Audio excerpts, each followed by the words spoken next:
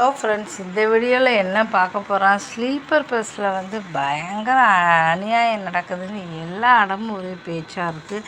அது என்ன எப்படி அப்படிங்கிறத அதை பற்றி தான் விரிவான வீடியோ இதில் பார்க்க போகிறோம். அதில் எப்படி அநியாயம் நடக்குது, என்ன நடக்குது, அதுக்கு முன்னாடி சேனலை சப்ஸ்கிரைப் பண்ணலைன்னா சப்ஸ்கிரைப் பண்ணிக்கோங்க. ஏன்னா இது மாதிரி நிறைய பார்த்தீங்கன்னா நல்ல நல்ல விஷயங்கள்லாம் நான் சொல்லுவேன். உங்களுக்கு கண்டிப்பாக யூஸ்ஃபுல்லாக இருக்கும் அப்படின்னு நம்புகிறேன். அதனால் கண்டிப்பாக மறக்காமல் சேனலை சப்ஸ்கிரைப் பண்ணிக்கோங்க.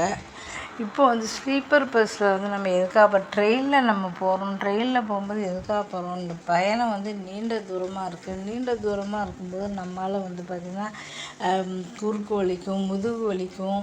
எல்லாருமே போவோம், வயசானவங்க எல்லாருமே போவோம். அப்போ முதுகு வலிக்கும், குறுக்கு வலிக்கும். அப்போ ஸ்லீப்பர் அப்படின்னா நமக்கு ரொம்ப நல்லாயிருக்கு. வீட்டில் படுக்கிற மாதிரி அப்படியே படுத்துருவோம். படுக்கிறதுனால பார்த்திங்கன்னா அந்த பயண களைப்பு கூட தெரியாதுன்னு சொல்லலாம். நல்லா படுத்து நம்ம தூங்குகிறோம். அதே மாதிரி தான் பஸ்ஸில் போனால் தூங்க முடியாது, ட்ரெயினில் போனால் தான் தூங்க முடியும் அப்படின்னு சொல்லி அதனால் இப்போ புதுசாக ஸ்லீப்பர் பஸ்ன்னு சொல்லி ரொம்ப வருஷம் முன்னாடியே அறிமுகப்படுத்தினாங்க.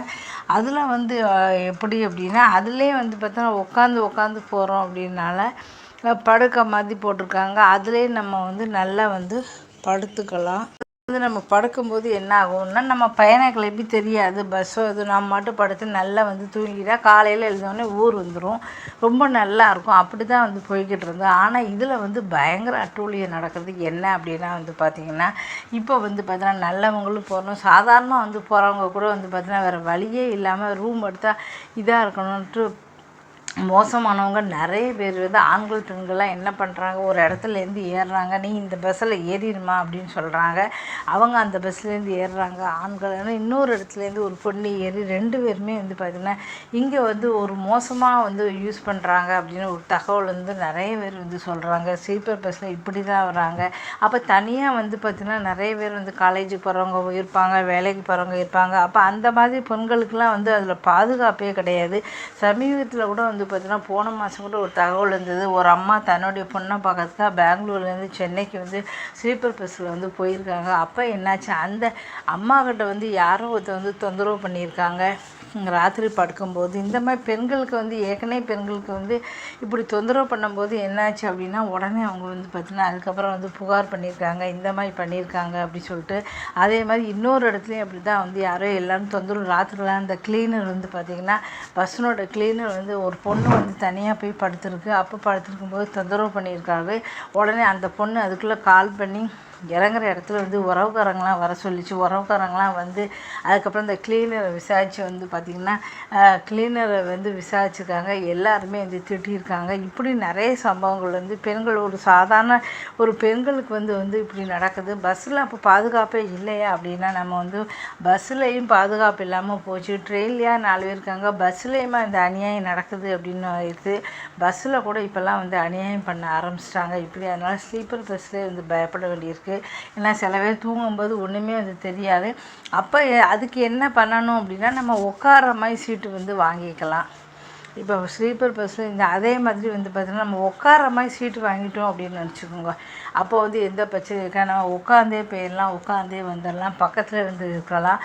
அப்போ என்ன பண்ணணும், லேடிஸ் பக்கத்தில் லேடிஸ் தான் போடணும். இப்போ தனியாக ஒரு இடத்துல ஒரு பொண்ணு ஏறுது அப்படின்னா இன்னொரு இடத்துல யாராவது லேடிஸ் பக்கம் தான் லேடிஸ் போடணும். அப்போ நீங்கள் ஆணை போடக்கூடாது. ஆண் போட்டால் தானே நம்ம பிரச்சனை வருது. அப்போ ஆணை நீங்கள் கொடுக்கக்கூடாது. அது மட்டும் இல்லாமல் பெண்ணுக்கு பாதுகாப்பு வேணும் அப்படின்னா நீங்கள் என்ன செய்யணும் அப்படின்னா ஒரு பெண்ணு ஸ்லீப்பர் பஸ்ஸை தனியாக போகும்போது யாருமே புக் பண்ணால் அந்த சைடாக வந்துருக்கு. ஒரு பக்கத்தில் பார்த்தா தனியாக படுக்கிற மாதிரியே இருக்குது. அதை நீங்கள் புக் பண்ணிக்கலாம். ஹஸ்பண்ட் ஒய்ஃப் போகும்போது மட்டும் பார்த்தீங்கன்னா 2 சீட்டை இந்த பக்கம் பண்ணிக்கலாம். தனியாக போகிற பெண்கள் அந்த பக்கமாக பண்ணிக்கலாம். இப்படி நீங்கள் பாதுகாப்பாக இருக்கணும். பொதுவாக அங்கே ஸ்க்ரீன் மட்டும்தான் போட்டிருப்பாங்க. ஆனால் நார்த்து இங்கெல்லாம் பார்த்தீங்கன்னா கதவு மாதிரியே போட்டிருக்காங்க. ஃபுல்லாகவே நீங்கள் இழுத்து மூடி படுத்துடலாம். இழுத்து மூடிட்டு படுத்துக்கலாம், இப்படி இருக்குது. அது மட்டும் இல்லாமல் அங்கே வந்து படுக்கிறவங்க நிறைய பேர் என்ன பண்ணுறாங்க அப்படின்னா, அந்த பஸ்ஸுக்குள்ளே வந்து உட்காரவே முடியல, அப்படி படுக்க முடியல, உட்கார முடியல, ஒரே ஸ்மெல்லு.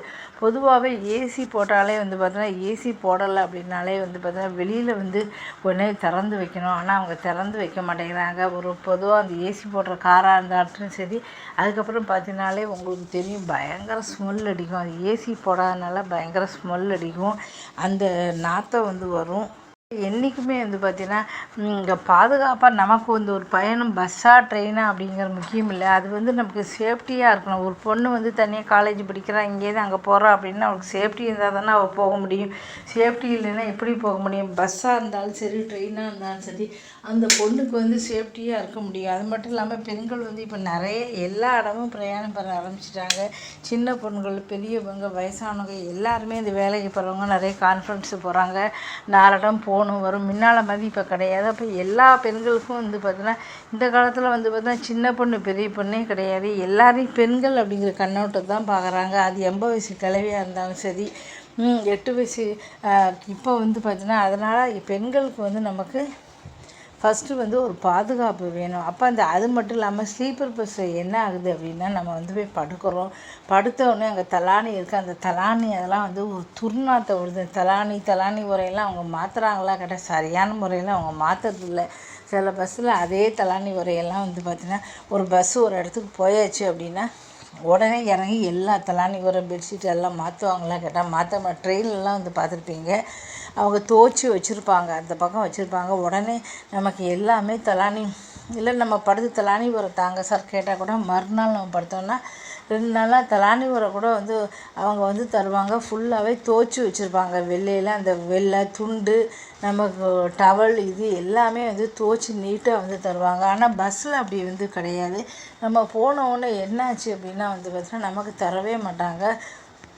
இப்போ நம்ம ஹோட்டலில் போய் தங்குறோம், ஹோட்டலில் கூட வந்து பார்த்திங்கன்னா டவல்லாம் தருவாங்க. மறுநாள் நமக்கு டவல் வேணும் அப்படின்னா நம்ம கேட்டுக்கலாம். அவங்க எங்களுக்கு டவல் வேணும் அப்படின்னா மறுநாளும் வந்து அவங்க டவல் தருவாங்க. சில ஹோட்டலில் தான் வந்து மாற்றுறதே கிடையாது. பெட்ஷீட்லாம் வந்து பார்த்திங்கன்னா மாற்றணுன்னா அவங்களே வந்து ஒரு நாள் மாற்றிருப்பாங்க, 2 நாள் மாற்றிருப்பாங்க, ஃபுல்லாக மாற்றதே கிடையாது. திருப்பி நம்ம சொன்னோம்னா டெய்லி வந்து மாற்றிட்டு போவாங்க, பெருக்கி வந்து குப்பையை போடுவாங்க, இப்படிலாம் வந்து செய்வாங்க. ஒவ்வொரு இடத்துலையும் ஒவ்வொரு மாதிரி வந்து பண்ணுவாங்க.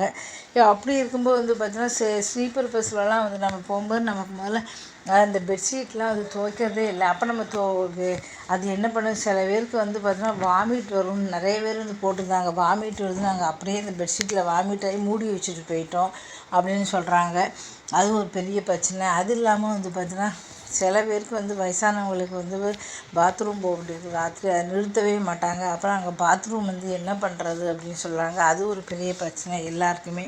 அங்கங்கே நிறுத்தணும் அப்படின்னா மேலேருந்து இறங்கி ஜம்முவில் வந்து நாங்கள் போகும்போது கூட வந்து பார்த்திங்கன்னா மேலே ஏறவே முடியல. மேலே ஸ்லீப்பர் பஸ்ஸை போட்டால் கஷ்டப்பட்டு மேலே ஏறினது இல்லாமல் 2 தடவை அங்கேருந்து என்னால் இறங்கவே முடியல. மேலேருந்து கீழே கஷ்டப்பட்டு ஏறிட்டு அங்கேருந்து இறங்கி பாத்ரூம் போக வேறு இறங்கி 2 தடவை வந்து ரொம்ப கஷ்டப்பட்டு ஏற்றி இறக்கி வந்து வர வேண்டியிருந்தது. இந்த மாதிரி சிரமங்கள்லாம் வந்து நிறைய விஷயங்கள்லாம் வந்து இருக்குது. ஸ்லீப்பர் பஸ்ஸாக வந்து அனுமதிக்கணும். கண்டிப்பாக வந்து ஸ்லீப்பர் பஸ்ஸை வந்து பார்த்திங்கன்னா யாருமே வந்து தவறாக யூஸ் பண்ணக்கூடாது அப்படின்னா எல்லாருக்கும் அதுக்காக தான் வந்து பார்த்திங்கன்னா நிறைய பேர் வந்து பார்த்திங்கன்னா பார்த்துருப்பீங்க, நிறைய பேர் ஃபஸ்ட்டு உட்கார சீட்டே வந்து புக் பண்ணியிருப்பாங்க.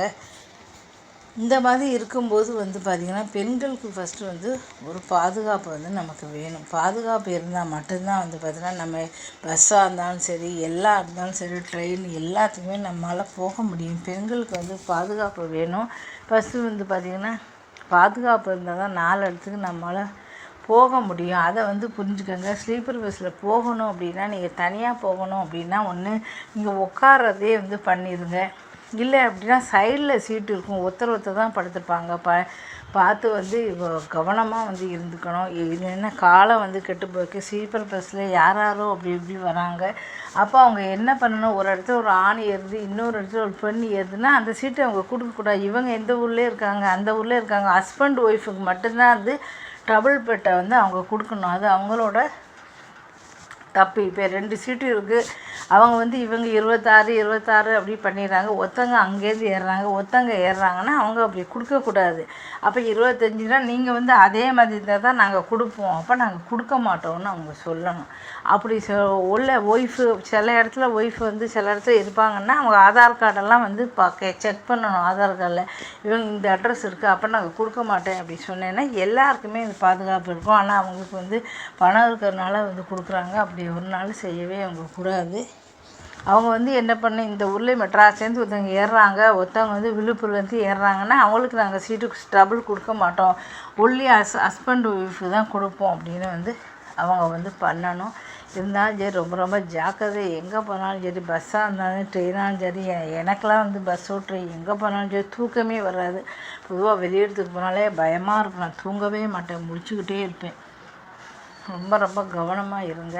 இந்த வீடியோ பிடிச்சவங்களுக்கு சேனலை சப்ஸ்கிரைப் பண்ண. நன்றி, வணக்கம்.